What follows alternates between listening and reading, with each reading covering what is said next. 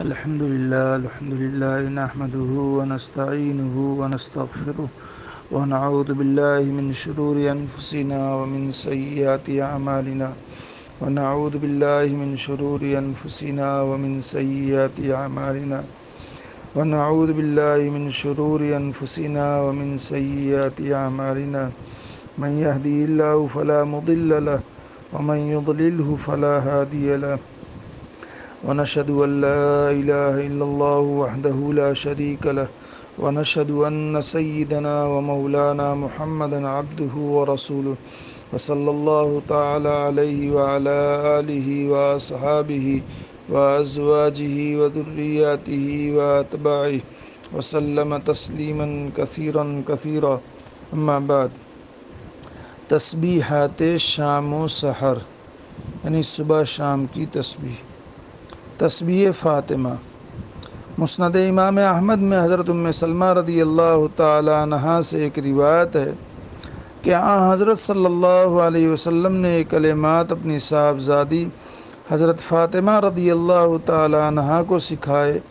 جب وہ ایک غلام طلب کرنے کے لیے حاضر ہوئیں تو آپ نے فرمایا، سوتے وقت تم 33 بار سبحان اللہ، 33 بار الحمدللہ اور 33 بار اللہ اکبر پڑھ لیا کر، اور ایک بار کہو لا الہ الا اللہ وحدہ لا شریک لہ لہ الملک ولہ الحمد وہو علی کل شیء قدیر۔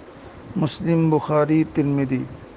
ترجمہ: اللہ کے سوا کوئی معبود نہیں، وہ تنہا ہے، اس کا کوئی شریک نہیں، اسی کے لیے ملک ہے اور اسی کے لیے سب تعریف ہے اور وہ ہر چیز پر قادر ہے۔ افراد امت کے لیے مستحب ہے کہ ہر نماز کے بعد یہ کہا کریں اور 100 کی گنتی پوری کرنے کے لیے ایک بار مذکورہ دعا پڑھ لیا کریں۔ زاد المعاد۔ ایک روایت میں 34 مرتبہ اللہ اکبر ہے، جیسے آگے آ رہا ہے۔ جس نے نماز فجر و مغرب کے بعد اپنی جگہ پر بیٹھے بیٹھے کوئی بات کرنے سے پہلے 10 مرتبہ پڑھا، لا الہ الا اللہ وحدہ لا شریک لہ لہ الملک ولہ الحمد یحیی و یمیت وہو علی کل شیء قدیر۔ ترجمہ: اللہ کے سوا کوئی معبود نہیں، وہ تنہا ہے، اس کا کوئی شریک نہیں، اسی کے لیے ملک ہے اور اسی کے لیے سب تعریف ہے، اسی کے ہاتھ خیر ہے، وہ زندہ کرتا ہے اور مارتا ہے اور وہ ہر چیز پر قادر ہے۔ اس کے لیے یہ ورد نیکیوں کو غائب کرنے، بدیوں کو مٹانے اور درجات کی بلندی کے لیے عظیم تاثیر رکھتا ہے۔ مدارج النبوہ، زاد المعاد۔ اور مشکوٰۃ شریف میں اور دیگر کتب احادیث میں یہ بھی موجود ہے کہ صبح، فجر اور مغرب کے بعد اسی حالت پر بیٹھ کر کے حتیٰ کہ پیروں کی انگلیاں بھی مڑی ہوئی ہو، یہی کلمات جو اوپر آئے لا الہ الا اللہ وحدہ والے 10 مرتبہ پڑھ لے تو پورے دن شیطان سے حفاظت ہوتی ہے۔ بہت اہم چیز ہے۔ شیطان کی طاقت، اس کا لشکر ہم دیکھ نہیں سکتے، وہ ہم کو دیکھ سکتا ہے۔ اس کے بچاؤ کے لیے نبی اکرم صلی اللہ علیہ وسلم نے بہت آسان سا نسخہ ہمیں عطا فرمایا ہے۔ اس کو فجر کی نماز کے بعد پڑھ لینا چاہیے، مغرب تک حفاظت ہو جائے گی، مغرب کے بعد 10 مرتبہ پڑھ لینا چاہیے، صبح تک حفاظت ہو جائے گی شیطان سے۔ اللہ ہمیں توفیق عطا فرمائے، آمین۔ دیگر تسبیحات: 100 مرتبہ صبح کے وقت اور 100 مرتبہ شام کے وقت پڑھیں، سبحان اللہ العظیم و بحمدہ۔ صبح اور شام 100 مرتبہ پڑھے، سبحان اللہ، الحمدللہ، لا الہ الا اللہ، اللہ اکبر۔ 100 مرتبہ روزانہ پڑھے، سبحان اللہ و بحمدہ۔ جب سونے کا ارادہ کرے تو یہ پڑھے، سبحان اللہ 33 بار، الحمدللہ 33 بار، اللہ اکبر 34 بار۔ جس وقت تہجد کے لیے اٹھے یہ پڑھے، اللہ اکبر 10 بار، الحمدللہ 10 بار، سبحان اللہ 10 بار، استغفر اللہ ربی من کل ذنب واتوب الیہ 10 بار۔ ہر نماز کے بعد پڑھیں سبحان اللہ 33 بار، الحمدللہ 33 بار، اللہ اکبر 34 بار، لا الہ الا اللہ 10 بار۔ ہر نماز کے بعد پڑھیں سبحان اللہ 100 بار، الحمدللہ 100 بار، اللہ اکبر 100 بار، لا الہ الا اللہ وحدہ لا شریک لہ ولا حول ولا قوة الا باللہ 1 بار۔ سبحان ربک رب العزت عما یصفون وسلام علی المرسلین والحمد للہ رب العالمین 1 بار۔ سبحان اللہ وبحمدہ بکثرت بلا تعداد و بلا تعین وقت پڑھیں حسن حسین۔ تسبیحات کا شمار۔ چونکہ تسبیحات کے پڑھنے کے لیے بعض مخصوص اعداد بھی وارد ہیں، ان کے شمار کرنے کے لیے 2 طریقے ہیں، تسبیح سے گننا اور عقد انامل سے گننا۔ یہ دونوں طریقے مسنون ہیں، اور عقد انامل یعنی انگلیوں کے حساب کا ایک طریقہ حضور صلی اللہ علیہ وسلم کی قولی و فعلی حدیث سے ثابت ہے، اس لیے اس میں زیادہ فضیلت ہے۔ از اوراد رحمانی عقد انامل، حضور اکرم صلی اللہ علیہ وسلم کا ارشاد ہے کہ انگلیوں پر کلمہ طیبہ اور تسبیحات کو گنا کرو کہ قیامت کے دن ان انگلیوں سے بھی محاسبہ ہوگا کہ اپنے اپنے اعمال بتائیں، اور ان کو قوت گویائی عطا کی جائے گی۔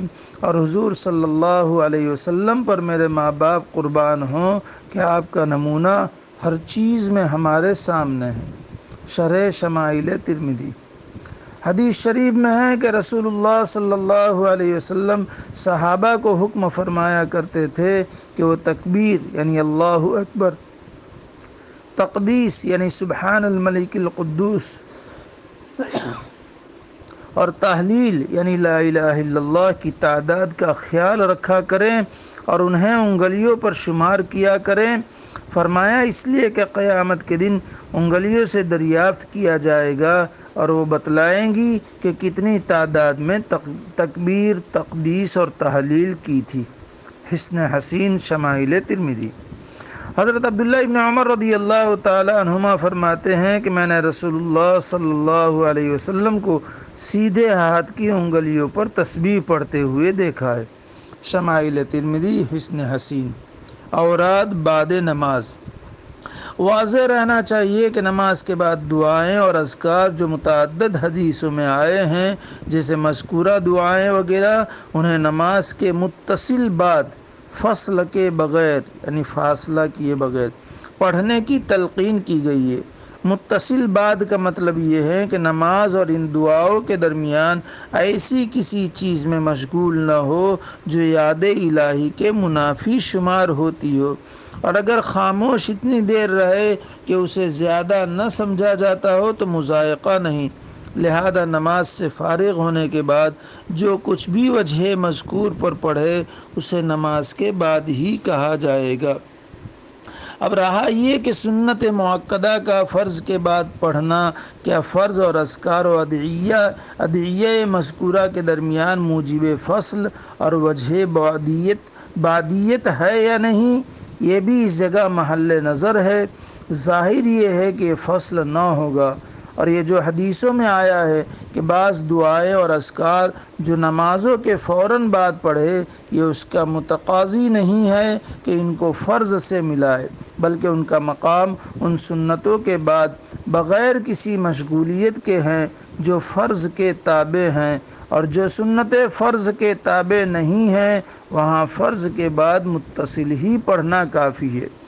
بعض روایات میں ہے کہ فرض اور سنتوں کے درمیان بعض دعاؤں اور اذکار سے فصل کرنا اختیاری ہے، لیکن اولیٰ یہ ہے کہ کسی مختصر دعا اور ذکر سے فصل کرے، اور جو دعائیں اور اذکار طویل ہیں انہیں سنتوں کے بعد پڑھے۔